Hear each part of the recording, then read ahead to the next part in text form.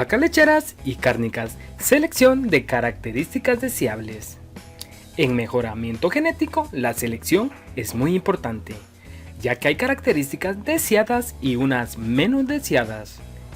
En la selección se deben elegir a los animales sobresalientes con las características que se desean y excluir las indeseables. El principal objetivo es multiplicar las características deseables y reducir las indeseables. En las características indeseables no se debe cometer el error de generalizar, debido a que cada ganadería necesita o desea aspectos diferentes. Por ejemplo, hay vacas que producen poca leche y otras mucha leche.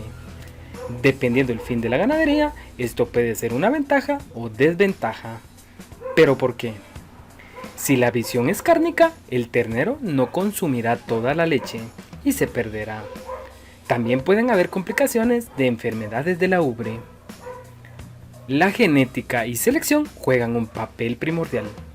En temas de genética no podemos juzgar a un animal por raza. Por eso aplicamos la selección, que tiene como fin realizar un proceso minucioso con el fin de mejoramiento genético.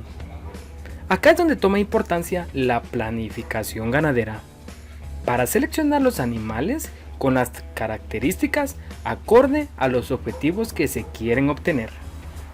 Podemos concluir que las características deseables e indeseables en temas de mejoramiento genético dependerá de las necesidades del productor ganadero.